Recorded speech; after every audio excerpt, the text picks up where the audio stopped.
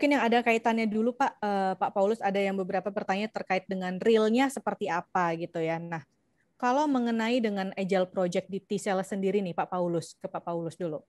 Apa bedanya nih Pak? Ini saya pertanyaannya nggak urut ya Bapak dan Ibu, saya coba ambil yang paling umum dulu gitu. Apa bedanya corporate innovation dan transformasi manajemen nih Pak Paulus? Dan gimana meyakinkan stakeholder bahwa transformasi yang kita harus lakukan itu caranya tuh harus berbeda. Ini maksudnya apa ya? Juga harus berbeda jalannya. Ya, apa oke. bedanya corporate innovation dan transformasi manajemen, Pak? Oke, makasih Mbak Tiwi ya. Tadi dibilang tepat waktu, tapi beneran saya lihat sekarang ya, yang namanya meeting itu di kalender itu 1 jam selesai, 1 jam selesai. Nggak tahu materinya selesai apa enggak, 1 jam close gitu ya. Itu artinya karena udah ada waktu di jam lain buat meeting yang lain lagi gitu kan. Nah itu merupakan suatu bagian dari perubahan. Nah terkait dengan antara yang namanya corporate innovation itu adalah lebih bersifat yang di dalam pandangan masyarakat itu apa yang dihasilkan oleh sebuah korporasi itu sendiri. Artinya adalah hal-hal apa dalam korporasi tersebut di situ yang dilihat itu untuk menelurkan layanan ataupun produk apa bagi masyarakat dengan sesuatu yang baru. Ya, contohnya adalah misalnya ini. Beberapa saat yang lalu yang terkait dengan perubahan teknologi. Misalnya saja adalah bagaimana misalnya Telkomsel memiliki suatu produk misalnya yang terkait dengan digital financial, yang terkait dengan digital yang sebelumnya adalah Link Aja. Artinya yang saat ini namanya Link Aja itu dulu itu namanya Tikes, ya. Itu dianggap sebagai corporate innovation. Nah, kalau kita melihat lebih ke dalam lagi yang terkait dengan transformasi manajemen itu adalah suatu proses perubahan yang dilakukan untuk menjembatani kondisi existing dengan kondisi yang ke depan itu hal-hal yang perlu dilakukan untuk melakukan perubahan internalnya. Contohnya adalah seperti yang tadi saya sampaikan itu, yang terkait dengan misalnya saja kita berlayar dari Surabaya ke Makassar, satunya itu untuk liburan, satunya untuk menangkap ikan. Nah, transformation management terjadi di dalam itu semuanya. Terjadi perubahan bentuk susunan dan segala macamnya. Yang sesuai apa? Tapi di sini kuncinya adalah goalnya itu apa? Jangan sampai kita tidak memiliki yang namanya tujuan, tiba-tiba melakukan perubahan di dalamnya. Ya. Itu bisa menjadi suatu pertanyaan besar. Ini arahnya kemana? Harus yang namanya tujuan ke depannya itu apa? Dilakukan kita penyesuaian untuk mencapai tujuan itu. Di situ tujuannya. Nah, untuk yang namanya corporate innovation itu adalah misalnya saja yang terkait itu adalah untuk menjawab tantangan dari industri, kebutuhan industri, di mana korporasi tersebut itu harus dapat memiliki suatu layanan yang sesuai dengan perkembangan. Ya, itu adalah corporate innovation. Di dalam menyambut transformasi itu terkait dengan transformasi manajemen. Ya, jadi itu lebih di dalam lagi bagaimana kita membentuk manajemen organization itu sesuai yang fit dengan visi dan misi tadi. Misalnya lebih lean, lebih agile, tidak berdasarkan lebih mengurangi fungsi vertikal, akan lebih banyak horizontal, ya. Itu terkait dengan transformation management dalam hal ini. Tapi sekali lagi adalah goalnya apa itu? Itu yang paling penting. Ya, goalnya tahu, urutan di bawahnya gampang semuanya. Gitu.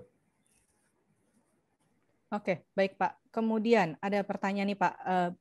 Di TMO itu, sejauh apa TMO melakukan dorongan agar perusahaan itu mau berinovasi, Pak? Dan apa fungsi TMO dalam hal transformasi? Nah, gini. Fungsi Transformation Management Office-nya adalah kita sebagai, yang penting harus tahu esensinya. TMO adalah sebagai katalisator dalam hal ini. Ya, kita paham. Ada yang namanya corporate strategic plan ke depan apa? Kondisi existing itu apa? gap-nya seperti apa, kita akan menyusun potongan-potongan puzzle-nya itu di dalam strategi tahunan. Nah, di dalam strategi tahunan kemudian kita susun yang namanya prioritasisasi untuk melakukan fulfill terhadap puzzle gap itu tadi.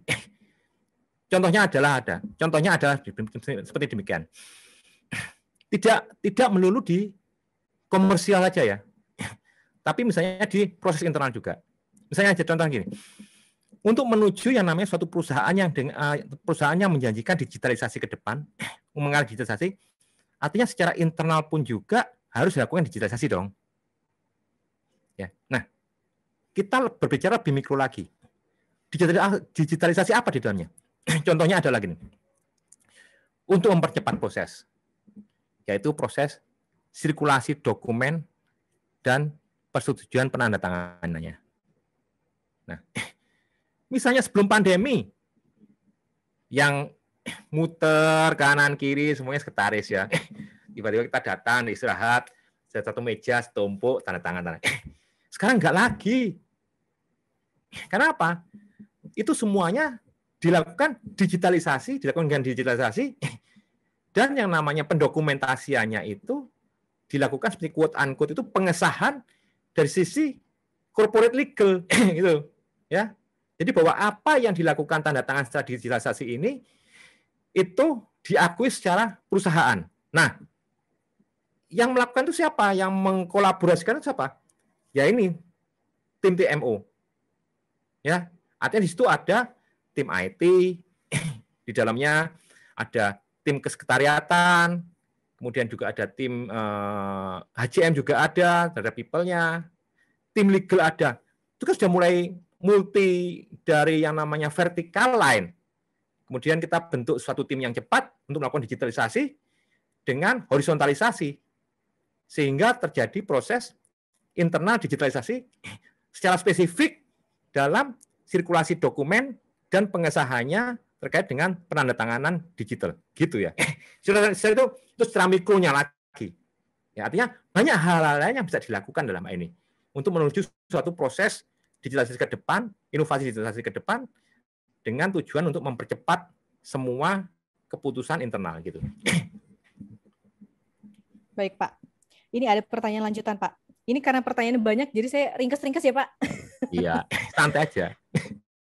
Ini masih berkaitan dengan apa yang terjadi di Telkomsel nih, Pak. Ada pertanyaan, bagaimana Telkomsel mengelola inovasi yang idenya dari internal karyawan, Pak?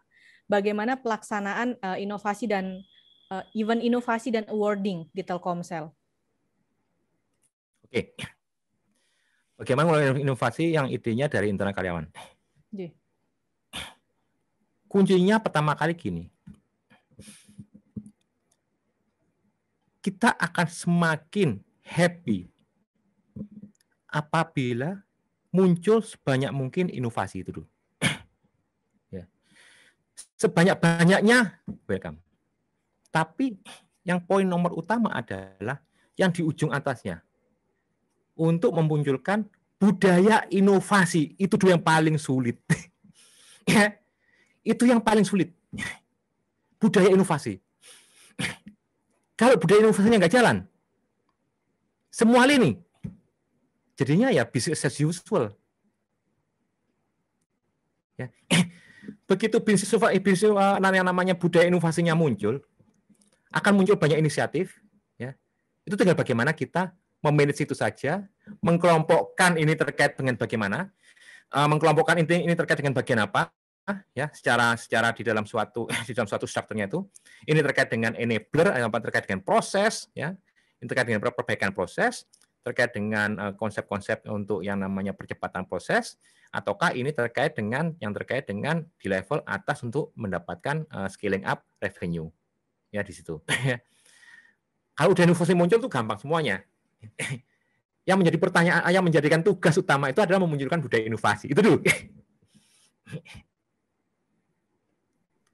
Dan itu banyak pertanyaan nih, Pak, tentang budaya inovasi. Gimana cara memunculkan budaya inovasinya, Pak? Tips dan triknya mungkin, Pak. Apa yang biasa Bapak lakukan? Ini muncul di beberapa pertanyaan, Pak, terkait dengan budaya inovasi ini gimana ya menerapkannya bagaimana memulainya, bagaimana agar satu pemahaman semuanya, bagaimana top leader juga punya satu pemahaman untuk mencanangkan budaya inovasi yang sama gitu. Bahkan mungkin ya ada yang mungkin kendalanya dari bawah, ada mungkin yang kendalanya justru top leadernya gitu kan Pak. Gimana nih Pak memulainya tuh, tips dan triknya gimana? Yang namanya budaya itu adalah walk the talk. Ya. Walk the talk budaya itu artinya harus dimulai dari yang atas, siapa? Karena yang memiliki, yang tahu arahnya itu atas. Atas mau menggiring perusahaan itu kemana, baru kemudian dibentuk budaya siapa yang paling cocok dalam hal ini. Ya. Nah, salah satunya misalnya udah masuk ke dalam satu, kita mengarah ke arah digitalisasi, akan memunculkan budaya terkait dengan inovasi dalam hal ini. Untuk kemudian menciptakan inovasi-inovasi digital yang beragam. Ya. Nah, memasukin hal tersebut, artinya harus dapat memberikan suatu contoh dulu. Artinya disinilah yang namanya tugas dari seorang pimpinan untuk memberikan yang namanya suatu visualisasi. Tanpa visualisasi, apa yang ada di dalam pikiran itu tidak mungkin dapat diterima secara jelas oleh yang bawahnya. Misalnya gini, budaya inovasi. Kita memiliki suatu inisiatif saja terkait dengan inovasi, terkait dengan inovasi. Ya. Kita sudah punya arah, kita punya inisiatif, kita punya suatu namanya pemikiran inovasi. Tolong bisa buat ini enggak? Buatkan proyeknya. Itu aja dulu. Starting dari itu. Nah, apabila itu berhasil, langkah berikutnya adalah bagaimana itu dikomunikasikan ke semuanya bahwa hal tersebut itu baik dan silakan untuk dilakukan duplikasi. Yang penting ada contohnya dulu. Bisa tervisualisasi. Agar dapat kita lakukan yang namanya amplifying messaging itu ke seluruh lingkungan dalam perusahaan. Walk the talk kuncinya semuanya. Mulai dari atas ya Pak. Ini bahkan ada yang bertanya, Pak, kalau mulainya dari mid level itu kira-kira berapa persen peluangnya? Nah, jadi bukan justru dari yang topnya. Nah gini, mid level itu peluangnya itu ada juga dengan catatan di topnya itu open mind. Ya, yang paling atas harus open mind. Kalau yang atasnya tidak open mind, mentok semuanya. Mentok. Saya bisa jamin. Kita punya ide macam-macam, atasnya nggak open mind, nggak terbuka, nggak mau belajar, nggak apa. Apa ya itu ya? Udah ini aja lah. Baik itu aja. Nggak usah repot-repot lah. Ya. Luin aja nggak selesai. Oke, baik. Artinya walaupun yang misalnya yang atasnya itu generasinya sama dengan generasi saya, generasi kolonial, ya, tapi juga harus mau belajar, juga harus mau berubah, changing, adapt the new things. Yes. Jangan pernah berhenti itu. Gitu, Pak. Jadi Pak, dari Mas Taufik ada tambahan tidak terkait dengan bagaimana membangun budaya inovasi di perusahaan nih, Mas? Saya kira tadi yang disampaikan Pak Paulus sudah lengkap ya, powerful menurut saya. Tinggal saya nambahinnya dari sisi agile project-nya Mbak Tiwi, gitu ya. Okay. Tadi kan kalau dalam sharing saya kan bahwa kita semua tahu, teman-teman yang di korporasi sadar bahwa berinovasi di perusahaan itu tidak gampang. Dah sepakat itu ya. 5 tantangannya yang 5 tadi yang di depan gitu ya. Unclear direction, lacking commitment, kemudian functional silo, kemudian support system yang nggak ada, kemudian harus ngasih bukti yang cepat.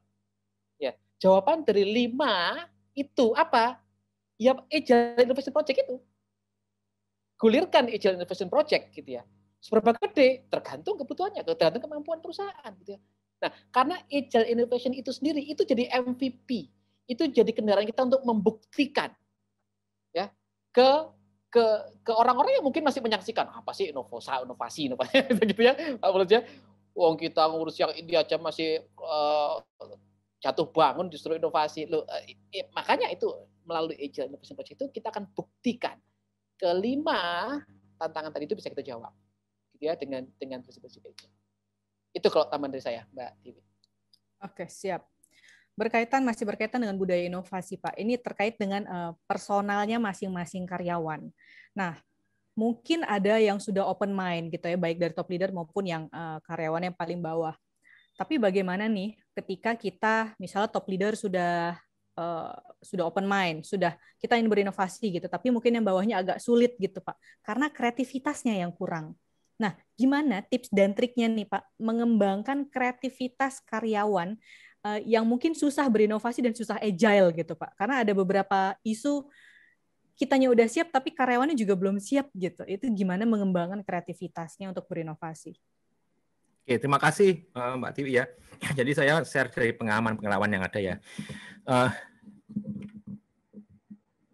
Tidak semua karyawan itu memang memiliki kemampuan itu. Ya. Harus ada yang namanya influencing dari satu ke yang lainnya. Nah, disitulah kita harus membentuk yang namanya culture agent. Ya, orang-orang yang akan menjadi corong agar dapat menginfluence sekelilingnya itu untuk memiliki budaya inovasi dalam hal ini. Nah, itu adalah bagian dari strategi untuk human capital transformation dalam hal ini. Untuk bagaimana memilih culture agent ini untuk menjadi bagian dari perusahaan untuk membuat program agar semua bersama-sama menuju suatu perusahaan yang memiliki budaya inovasi. Nah, ada beberapa pengalaman juga ya, saya sampaikan tadi. Kondisi existing, kondisi ke depan. Diperlukan adanya suatu transformasi tengahnya, termasuk misalnya aja di sisi transformasi budaya dan segala macamnya. Nah, harus dipahami juga. Enggak semua siap. Itu fakta udah. Tidak semua siap. Ya. Nah, baru kemudian nanti situ harus disusun namanya suatu kebijakan tertentu. Bagaimana yang tidak siap ini? Bagaimana yang namanya exit clause-nya ini? Ya. Karena sekali lagi, bagi yang namanya suatu korporasi, enterprise, goal-nya adalah sustainability bisnis ke depan. Ya. Artinya apa? Agar tetap dapat mendapatkan penambahan revenue, yang salah satu tujuannya apa? Juga untuk menghidupin karyawan. Artinya kalau ada yang tanda petik yang gendoli, ya udahlah, untuk sementara harus parkir dulu. Itu aja selesai. Ya. Di dalam kata lain,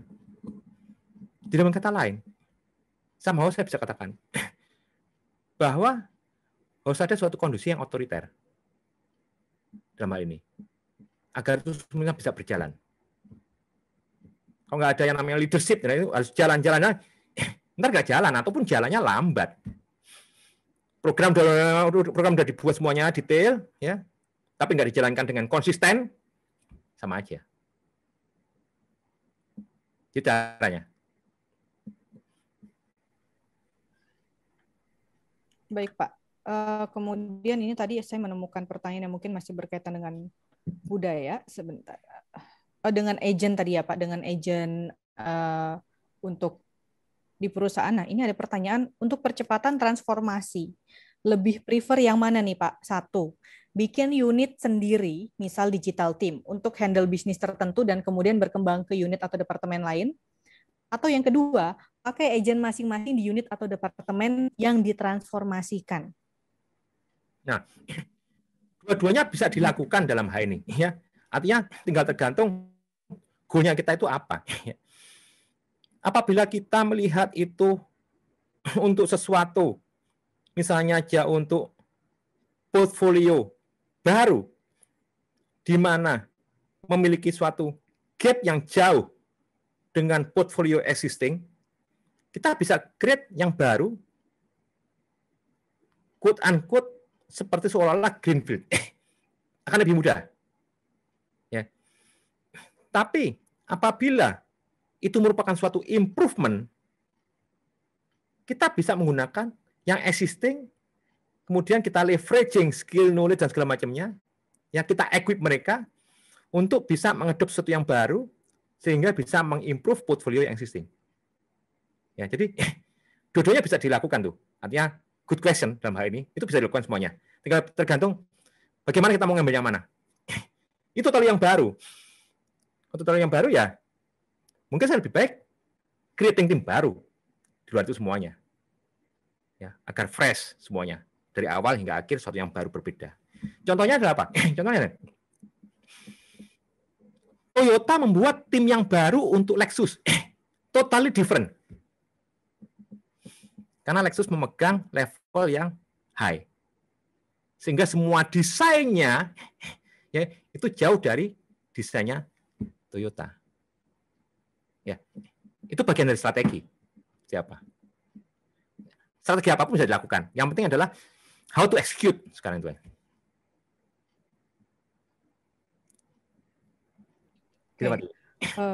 Pak, terkait dengan tadi ya, kalau kita punya tim inovasi sendiri gitu ya, apa aja sih Pak kendalanya biasanya yang sering terjadi ketika kita memiliki tim inovasi sendiri? Mungkin ya seperti lab innovation, punya fungsi-fungsi yang untuk khusus berinovasi gitu ya. Kira-kira kendalanya apa aja sih Pak kalau kita punya, atau hambatan yang muncul tuh apa aja gitu? Untuk antisipasi mungkin ini ya pertanyaan ini. Gini. Somehow, ya, misalnya kita punya tim inovasi khusus, tim inovasi. Somehow itu di dalam beberapa hal itu juga akan terbentur terkait dengan dukungan dari bisnis unit yang lain. Misalnya gini, ada perusahaan-perusahaan yang memiliki suatu tim R&D, contohnya, ya, memiliki tim research and development.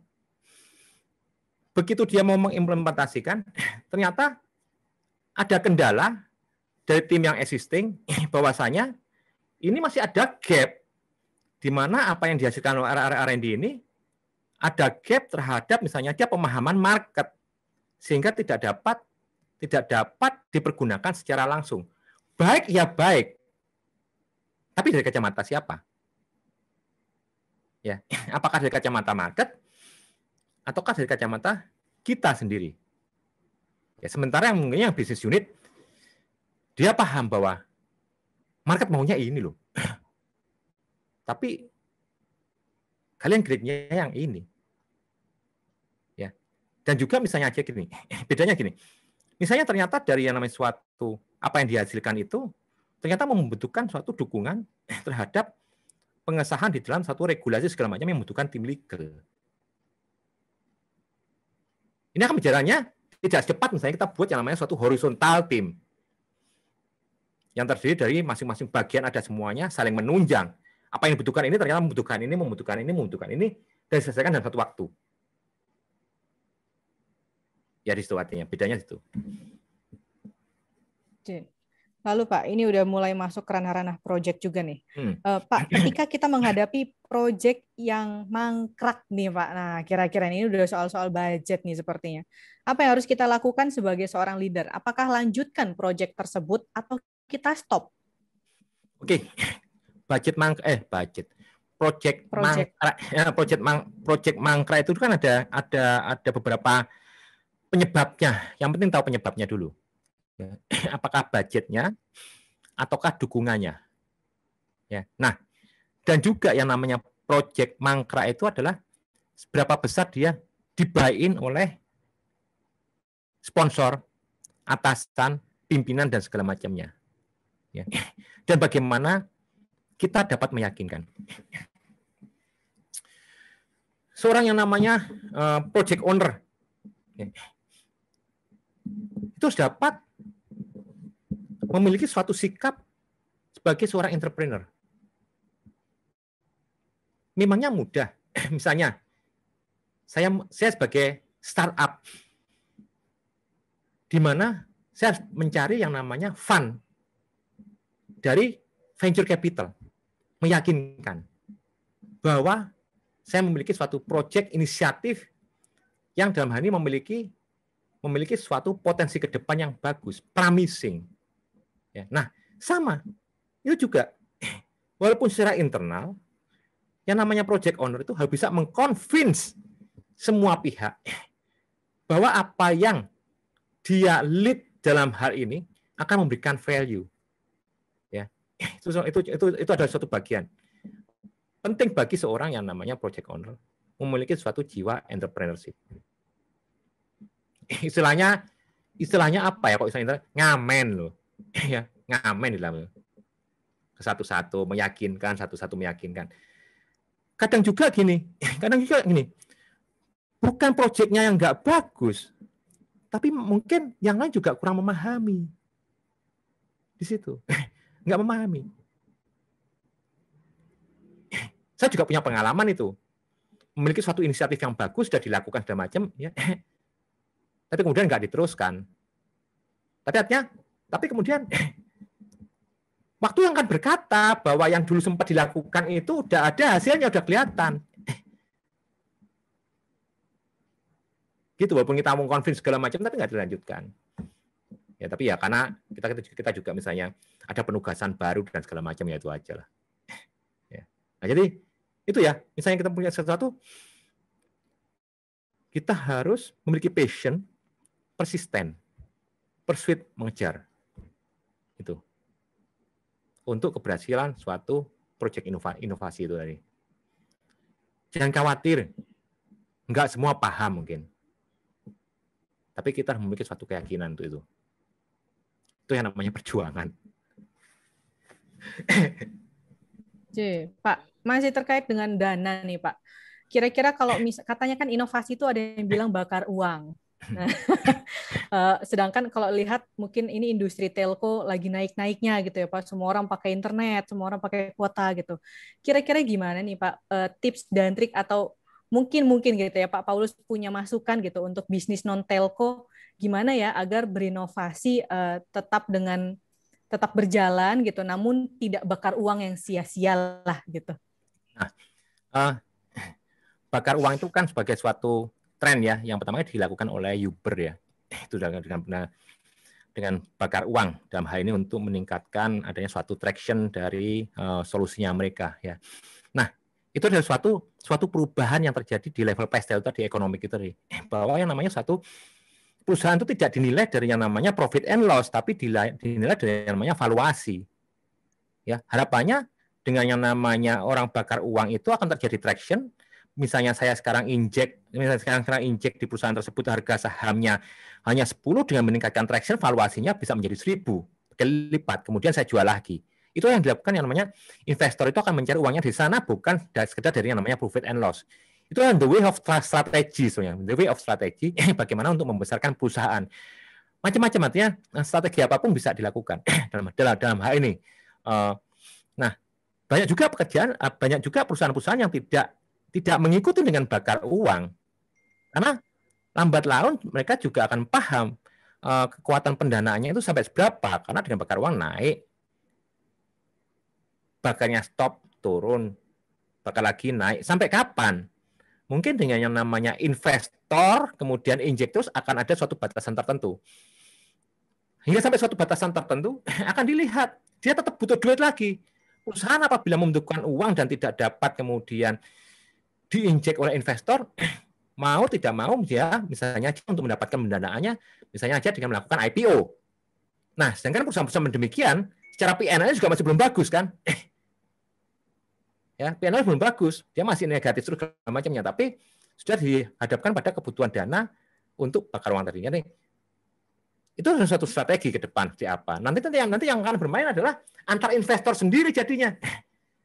Ini lempar, tapi akan ada ke depan akan ada suatu batasnya. Lihat aja ada suatu batasnya, enggak semuanya itu. Mungkin ke depan itu akan menjadi suatu gimmick yang sifatnya per session aja, sebagai bagian dari promosi. Tapi tidak akan menjadi suatu hal yang konstan terus, enggak. Bagian dari promosi. Dia akan naikkan traction, naik. Dia akan berhenti, kemudian dia akan persisten baru itu lakunya. Artinya cost yang dia keluarkan untuk bakar uang akan semakin sedikit dan lama-lama akan dihilangkan karena sudah tercipta suatu ekosistem yang kuat di dalam solusi dia, sehingga tidak membutuhkan lagi untuk injek dana untuk bakar uang untuk meningkatkan traksi, karena traksinya udah naik sendiri dengan yang namanya ekosistem yang kuat.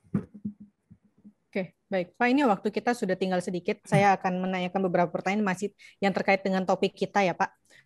Terkait dengan kita menghasilkan sebuah project Agile Innovation Project. Kira-kira itu berapa lama waktu yang dibutuhkan, Pak, sampai sampai stabil gitu ya, sampai project itu jadi?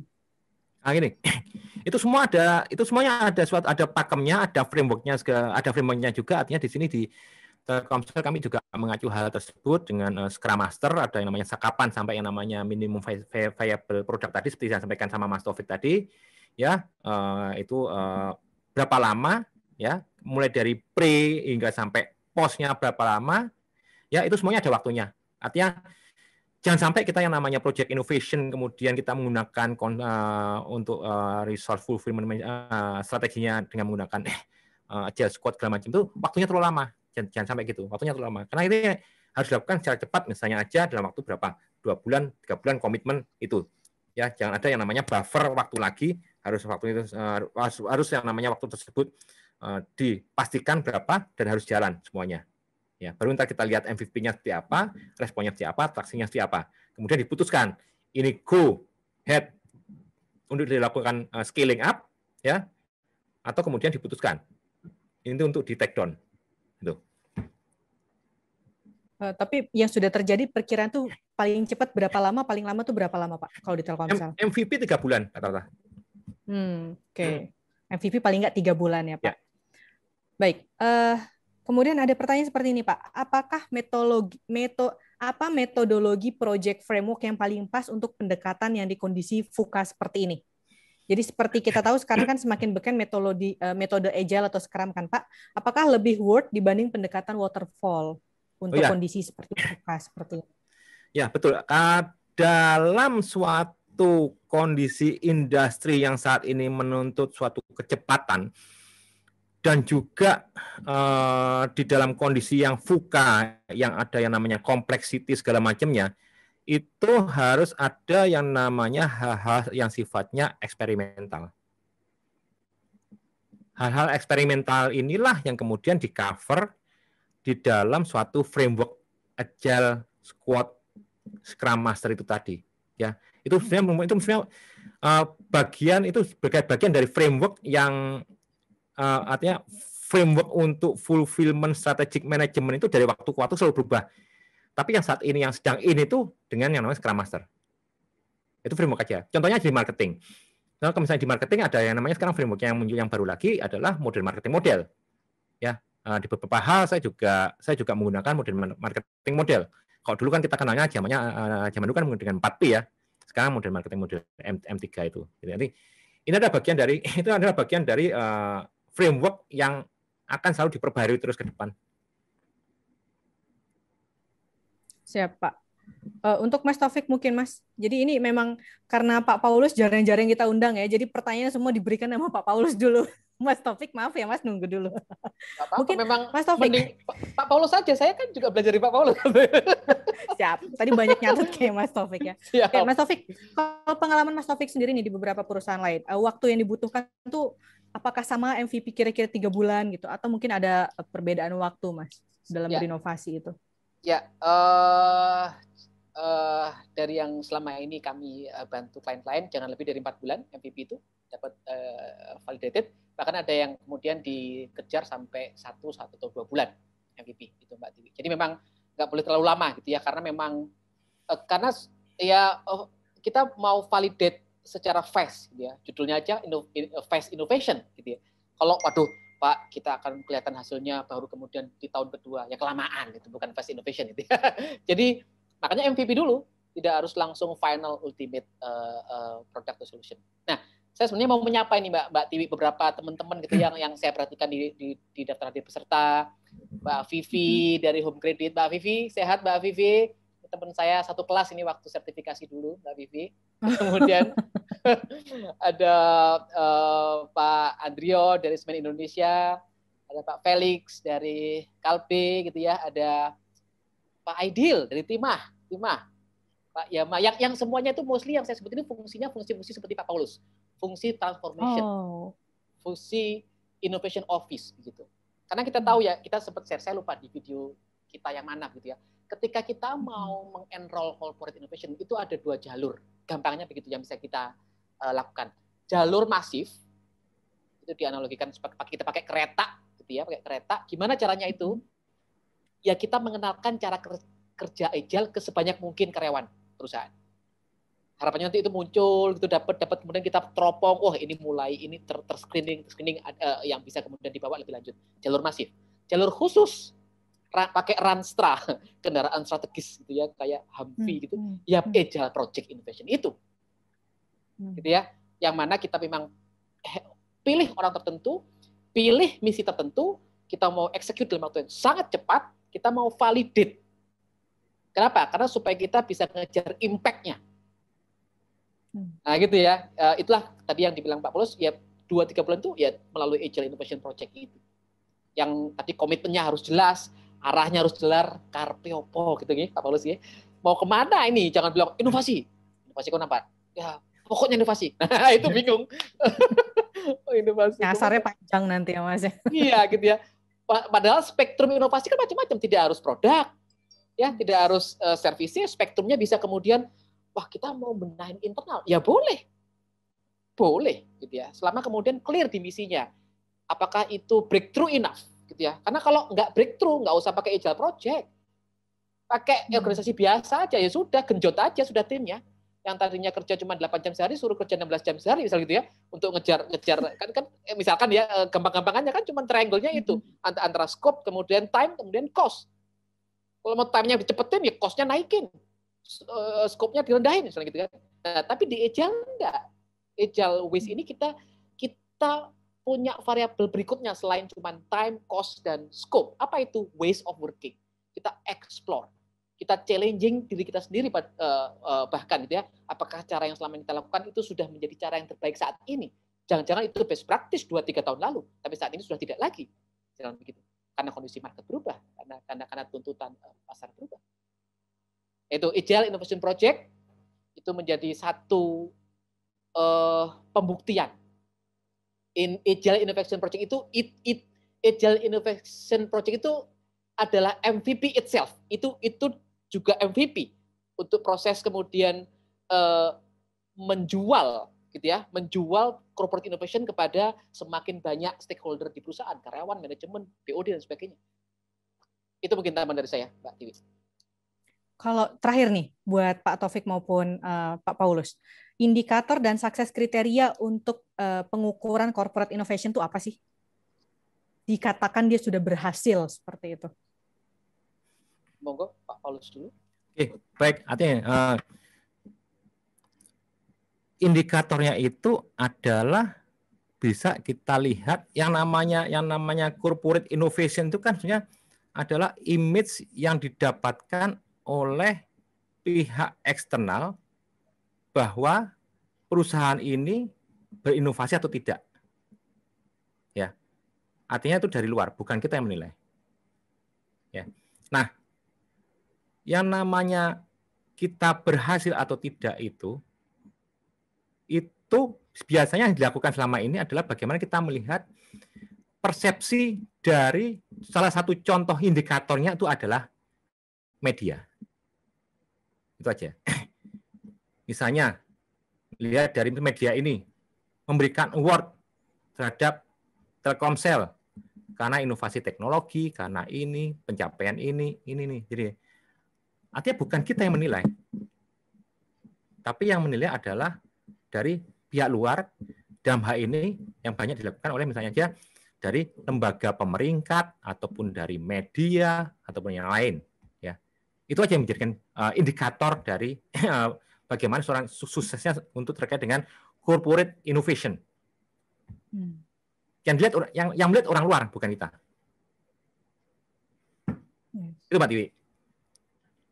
Oke, baik.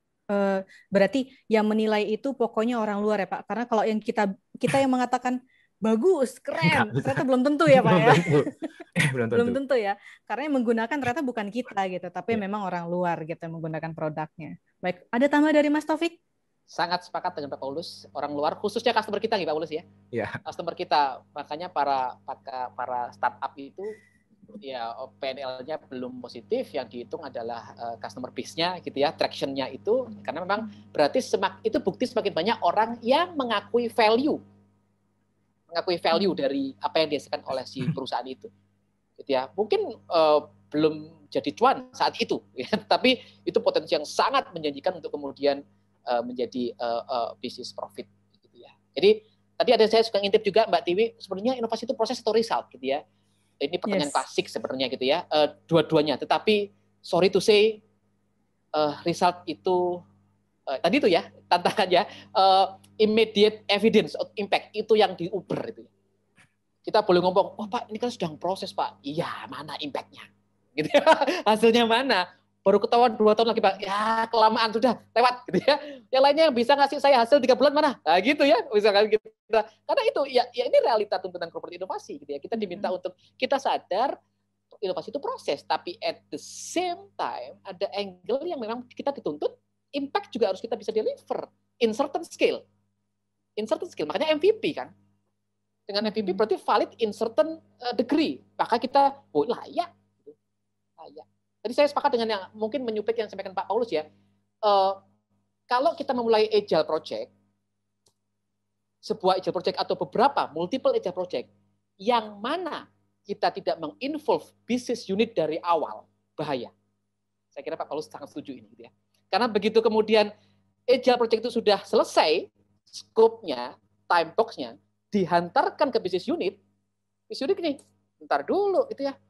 Kita kan juga sudah punya pipeline, gitu kata business unit ya.